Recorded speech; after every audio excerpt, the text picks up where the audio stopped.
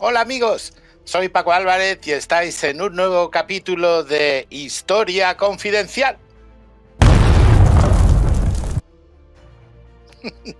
Bueno, pues es solo nuestro segundo capítulo. ¿Quién soy yo? Bueno, pues soy historiador y todo eso. A lo mejor me conocéis pues de la COPE. Espero que me conozcáis de Castellón Confidencial y espero que no solo nos conozcamos, sino que lleguemos a ser amigos.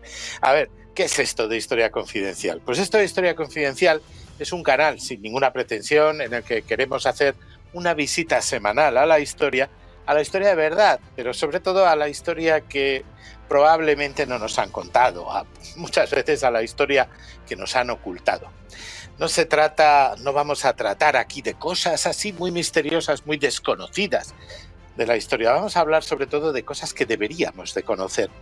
Y sobre todo lo que queremos hacer es pues que nos entretengamos. Aquí este canal quiero que sea, y ojalá que llegue a ser pues un sitio donde nos juntemos amigos para hablar de historia, igual que podríamos estar hablando de fútbol, otras cosas, solo que conociendo muchas veces lo que nos han querido ocultar. Es más, lo que todavía nos quieren ocultar, porque evidentemente los gobiernos solo quieren que sepamos, todos en la historia solo quieren que sepamos lo que ellos quieren que sepamos.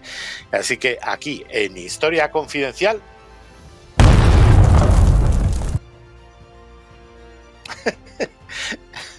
vamos a intentar entre todos dar a conocer pues aspectos que sean curiosos, que deberíamos de conocer de nuestra historia. En cada capítulo vamos a hablar de Historia Confidencial, vamos a hablar de muchas cosas, pero vamos a tener una temática central. En este caso, pues yo os quería hablar de Charing Cross. Charing Cross es, sabéis, una estación de metro en Londres, y es el sitio del que parten todas las carreteras de Inglaterra. Es como el kilómetro cero, como la Puerta del Sol, para las carreteras inglesas. Eso más o menos, bueno, pues es cultura general, puede que lo sepamos, puede que no, y en el fondo, ¿qué nos importa, no? Bueno, pues sí nos importa. En Charing Cross hay un monumento, hay como una cruz gótica, muy curiosa. Vale, muy bien. Otro monumento en Londres y el sitio desde donde parten todas las carreteras. ¿Qué es lo que es curioso? ¿Qué es lo que hace interesante y parte de Historia Confidencial esto de Charing Cross?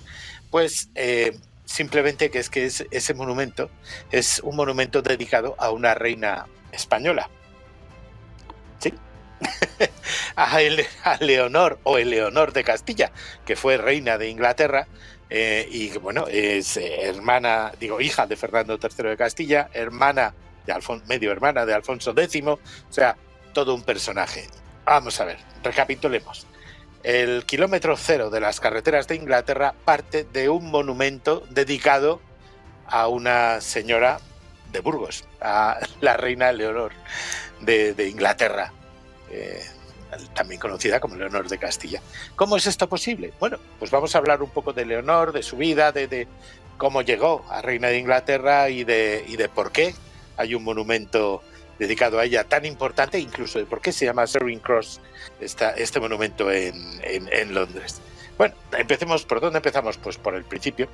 Pues Leonor de Castilla, ya hemos dicho que era hija de Fernando III el Santo, y se casó cuando tenía 13 años, estamos hablando del siglo XIII, en 1254 se casó en el monasterio de las Huelgas de Burgos con el que luego sería Eduardo I de Inglaterra.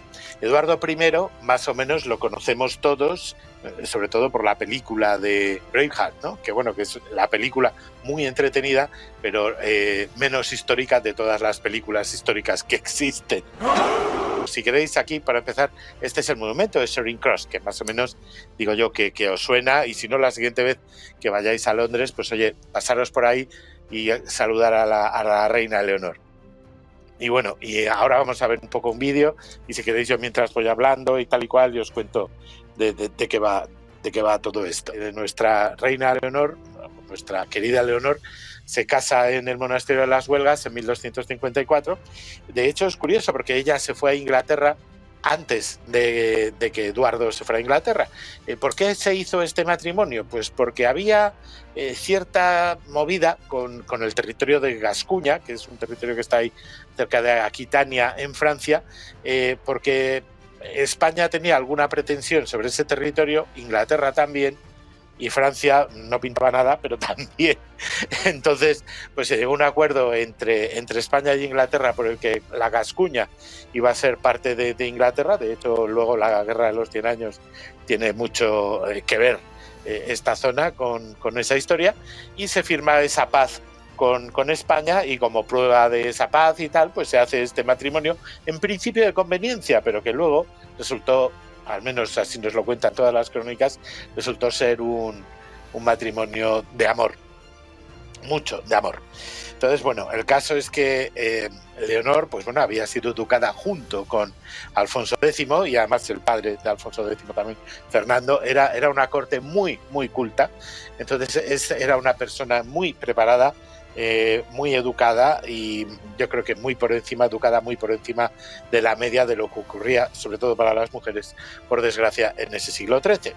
Pues ella llegó a Inglaterra, donde entonces reinaba Enrique III, el de Shakespeare, y todo eso, y al principio se sentía muy sola. Entonces pues fueron con ella algunos parientes y tal. Luego ya llegó el rey, y pues empezaron, digamos, su vida en común, que fue muy complicada. Pero bueno, antes de entrar en su vida común, os voy a explicar un poco más por qué Charing Cross y por qué es un monumento dedicado a Londres, dedicado a la reina Leonor. Mira, aquí os voy a enseñar esta foto. Podéis ver varias cruces o varios monumentos similares a Charing Cross, pero en otros sitios. ¿Por qué es esto? Pues porque os he dicho que este matrimonio se quería, o al menos eso es lo que nos dicen todos.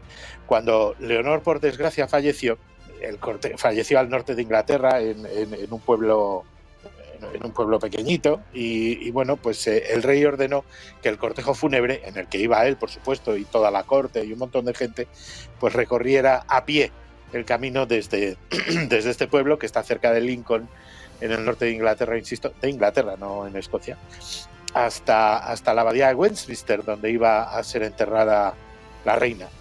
Y ordenó que en cada sitio donde se detuviera este cortejo fúnebre se hiciera un monumento, una cruz dedicada a la reina Leonor. Se hicieron 12 monumentos, de los cuales sobreviven los que hemos visto en las fotos. ¿Y cómo era Leonor? Bueno, pues hay algún dibujo de ella. Por aquí, por ejemplo, podemos ver un dibujo de cómo era Leonor. Pero también hay que ver cómo era Eduardo. Eduardo, bueno, aquí tenéis un dibujo medieval de él y un monumento actual. Eduardo no tiene nada que ver con ese extraño rey que nos dibuja la película de Braveheart. Eduardo fue un gran rey desde todos los puntos históricos posibles, un gran rey que combatió en las cruzadas, en las que, por cierto, Leonor le acompañó. Ahora lo detallaremos un poquito más.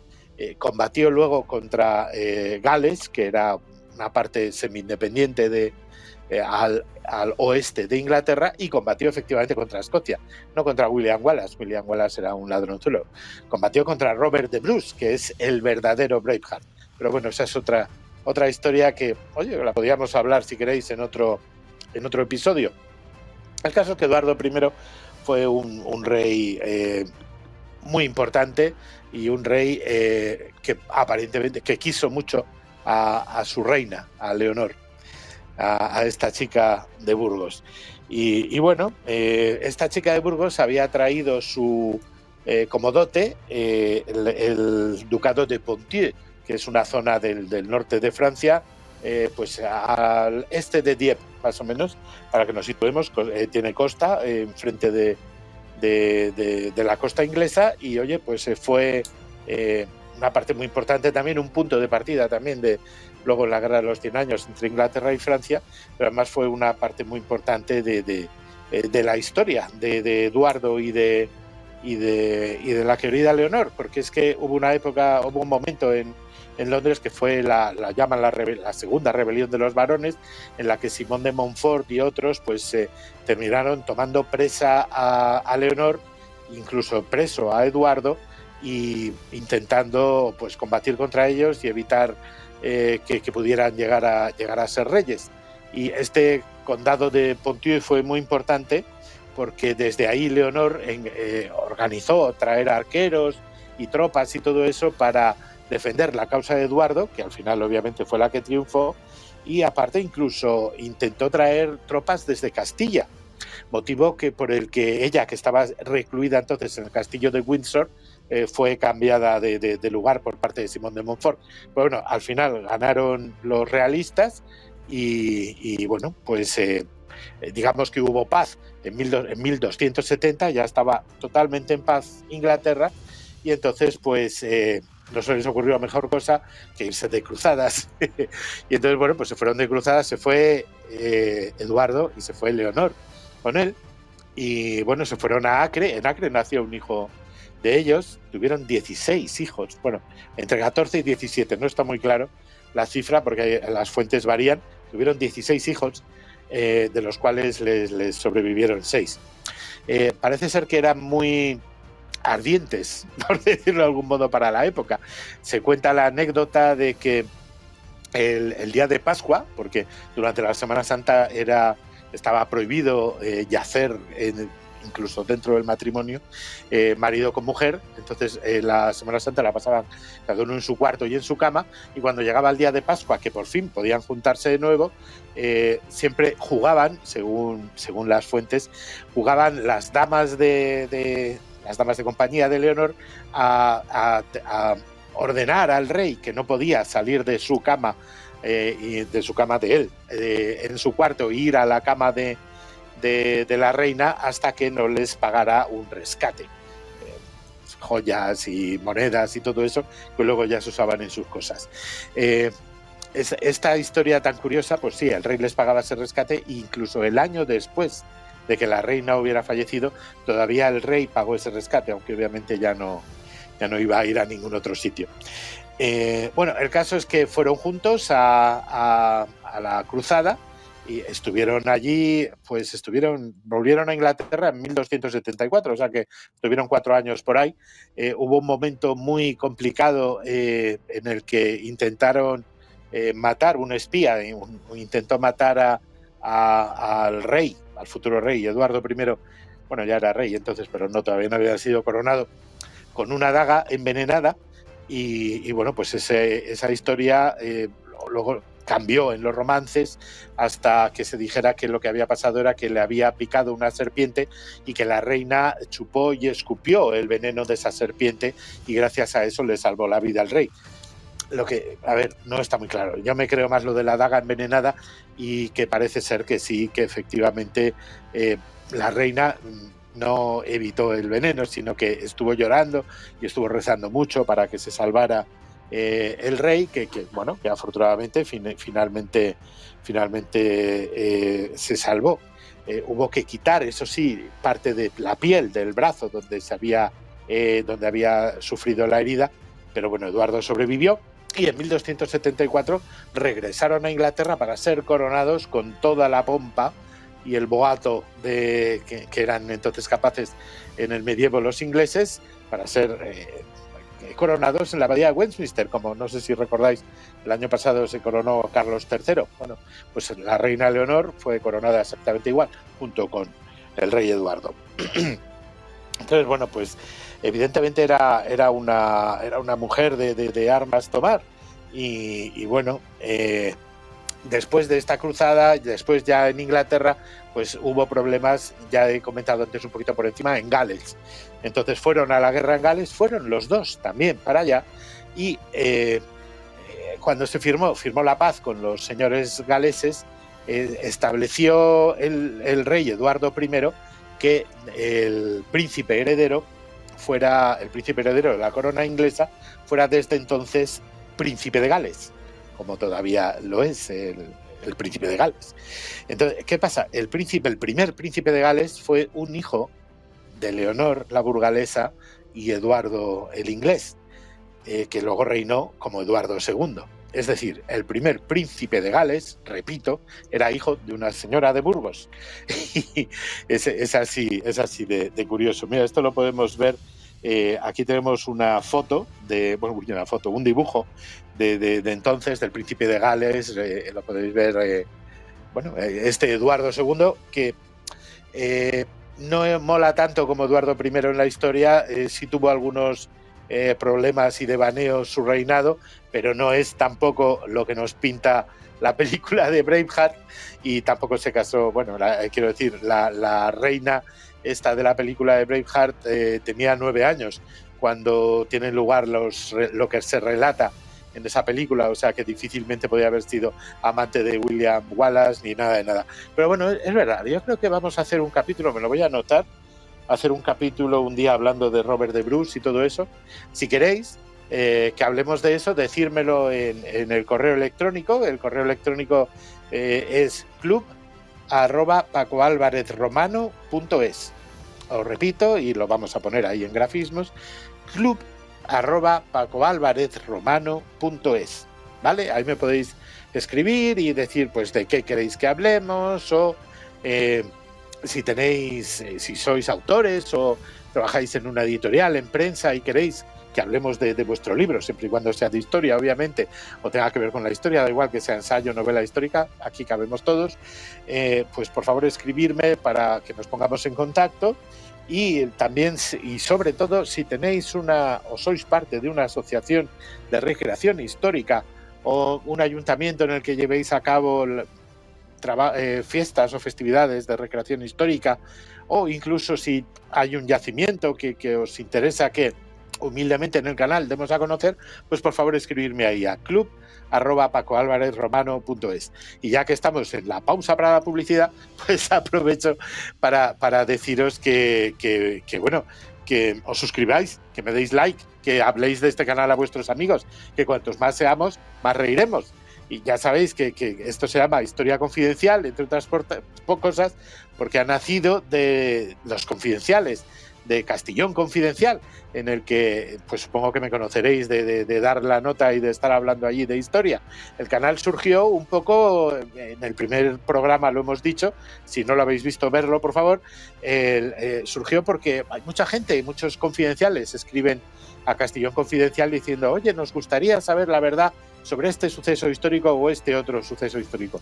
Y allí, bueno, pues nosotros humildemente pues lo repasamos y lo decimos. Lo voy a seguir diciendo y voy a seguir estando mientras vosotros queráis y mientras Castillón quiera con Alberto en su canal.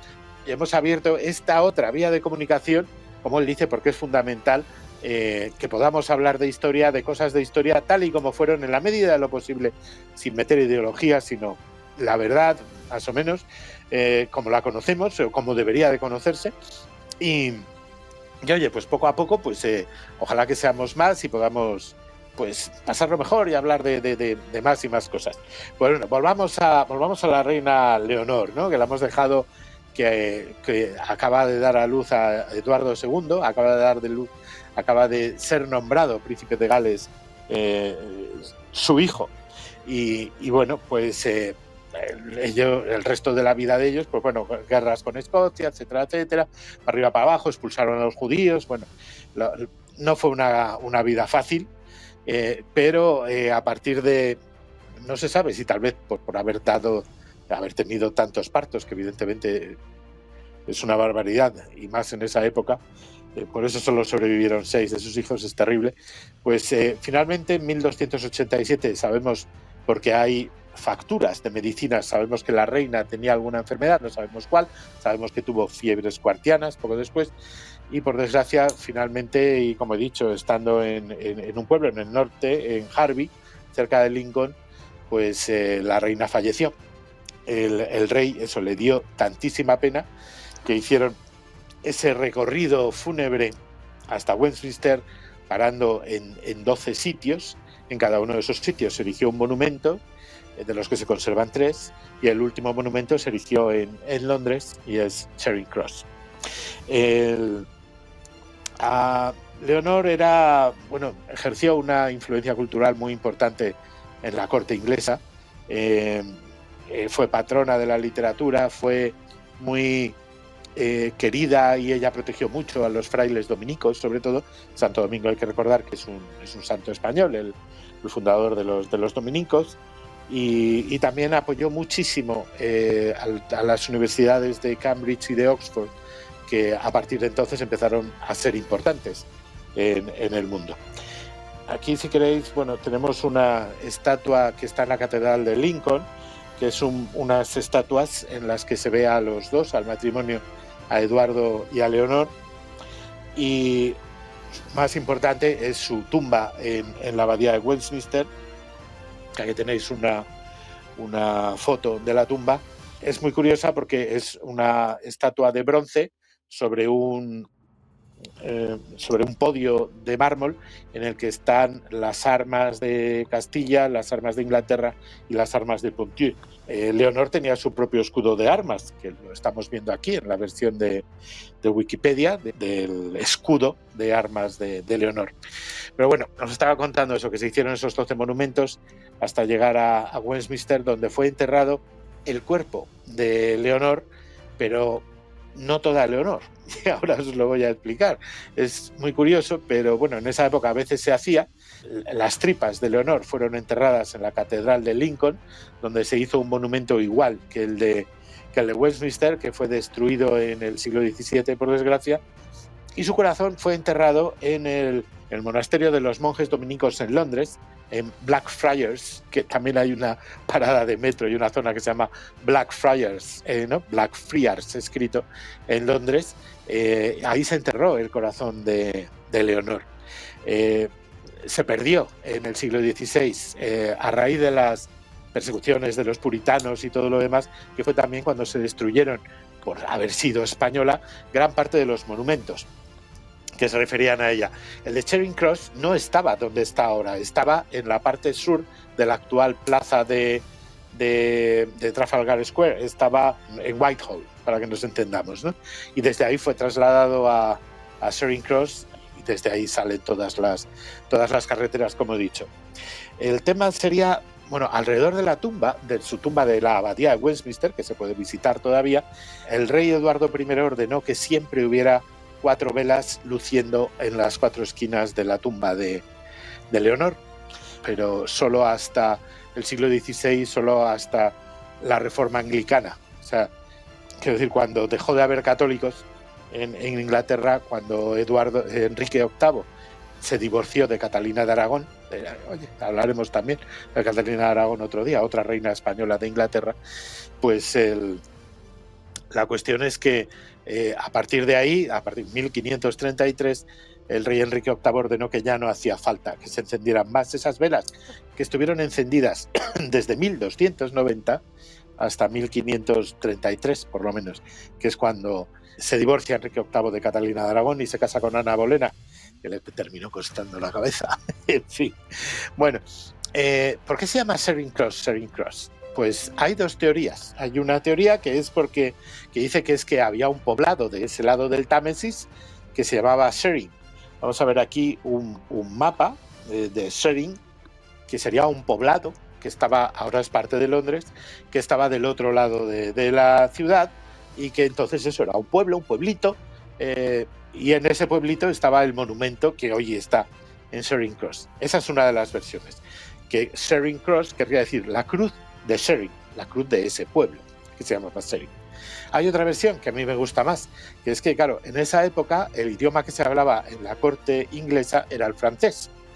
Y dicen que a la reina Leonor la quería tanto el pueblo que la llamaban Chérie Reine, querida reina, en francés. Chérie quiere decir querido y reine quiere decir reina, evidentemente.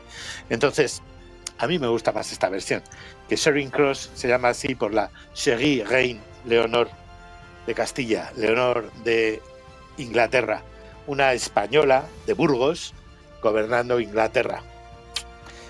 Una historia curiosa que yo creo que deberíamos de conocer todos, cada vez que vayamos a Londres, visitar el monumento a nuestra reina.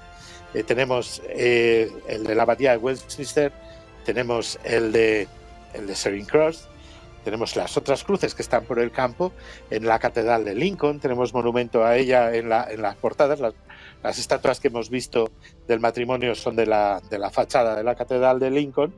Y bueno, pues la verdad es que fue tan querida. Por cierto, en las estatuas originales de Leonor que estaban en otras, o en las cruces, en otros monumentos, en otras iglesias, se conservan en el Victorian Albert Museum de Londres. O sea que también está al alcance de cualquiera que visite Londres, o si me estáis escuchando desde allí, pues oye, visitar uno de estos monumentos y enviarnos una foto, porfa.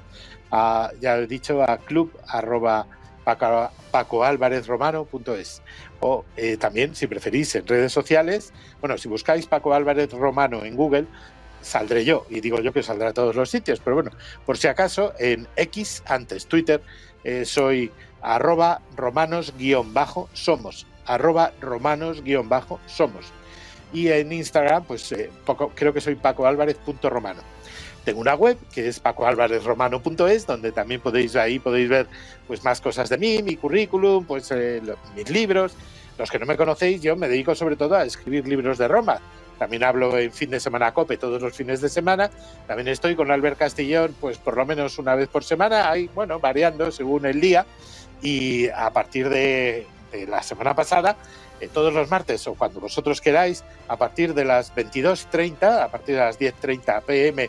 de la noche, hora peninsular española, una hora menos en Canarias, 7 horas menos en México, y todo lo demás, pues estaré hablando de, bueno, 7, 8 según, o 6, estaré hablando de historia y de lo que vosotros queráis.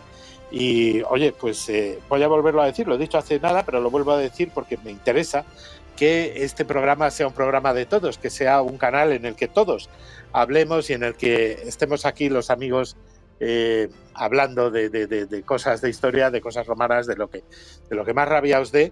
Y bueno, pues para eso, que necesito que me mandéis mensajes a ese correo, o bueno, también podéis dejarlo aquí en comentarios en YouTube. Necesito que suscribáis, necesito que cuanta más gente conozca el canal, mejor nos irá a todos y más fácil será pues mejorar nuestros medios, por lo menos tener un croma, en vez de que estéis viendo mi despacho, que bueno, pues ahí está ahí. Joder, qué difícil es esto. El otro día lo intenté y me salió fatal también. No sé, mira, no, ahí ese es el ordenador donde escribo. La bandera de España es mi bandera de mochila que me regalaron en Infantería de Marina. La bandera de Japón, que también conoceréis los que me conocéis de Castillón Confidencial, es que ahí hay una ventana, entonces para que de día, para que no entre luz y todo eso, pues ponemos la bandera y oye, pues ya que queda más mono que la ventana oscura. Y la otra banderita, esa que está de ese lado con el leoncito rampante, es la bandera de la ciudad de Brujas. Mucho rojo y blanco, sí, es que soy de la leche. Entonces, pues oye, son banderas que no las tengo solo por históricas, sino también por otras cosas, porque me hayan llamado la atención. En fin, esto es Historia Confidencial y espero que nos veamos por aquí todas las semanas cuando vosotros queráis. También estaremos en iVoox, si no estamos ahora ya, o sea, enseguida lo anunciaremos, porque es cuestión de que nos organicemos técnicamente, y en cuanto estemos subiremos todos los programas que tengamos hechos. Y luego, bueno, también Albert de vez en cuando participará o nos enviará mensajes contándonos qué preguntas le han hecho, o aquí ampliaremos algo alguna pregunta que hayáis hecho en su WhatsApp sobre cosas que queráis conocer de historia, cosas que queráis conocer pues más la verdad. Hay muchas veces que hay noticias históricas, pues yo que sé, que se hace algún descubrimiento o que el gobierno nos intenta explicar que el palacete del PNV o que el palacete que le quieren regalar al PNV es del PNV, que no lo es, etcétera, etcétera. Y bueno, eso lo solemos hablar en Castillón Confidencial, pero si se nos ha quedado algo pendiente o es interesante ampliar la información, pues lo haremos aquí. Y bueno, pues os emplazo para el siguiente programa, la siguiente semana, en la que vamos a hablar de la batalla de Pavía. Es una batalla importantísima que tuvo lugar hace 500 años, importantísima hasta el punto que la mayoría de los historiadores sajones, alemanes, franceses, lo llaman el nacimiento, la batalla que dio nacimiento a la nueva Europa, o a una nueva Europa. Aquí en España no la vamos a celebrar, aquí estamos en celebrar los 50 años de cuando se murió un dictador en la cama. No vamos a celebrar los 500 años de una batalla tan importante. Es la batalla de Pavía, es importantísima. Es una batalla en la que el ejército español tomó preso al rey de Francia. ¿Os imagináis que esto hubiera sido al revés? Entonces sí que se celebraría, ¿no? Los franceses lo celebrarían. Pero nosotros, como tenemos un gobierno mirando para otro lado, un ministerio de cultura descolonizado y pues unos políticos que ni saben de historia ni les interesa, pues no nos cuentan estas cosas. Pero bueno, para eso está Historia Confidencial, donde humildemente un servidor pues procurará hablar de las cosas que deberíamos de saber de historia y no han querido que sepamos. Entonces, bueno, pues nada, os emplazo hasta el próximo programa. Muchísimas gracias por estar ahí. Suscribiros, darnos like, decirle esto a vuestros amigos, a vuestros enemigos, a todo el mundo. Aquí vamos a procurar hablar de historia entre amigos y pasarlo bien. Así que os emplazo hasta el próximo programa. Hasta siempre, amigos. ¡Mua, mua, mua, mua! Muchos besos. Nos vemos.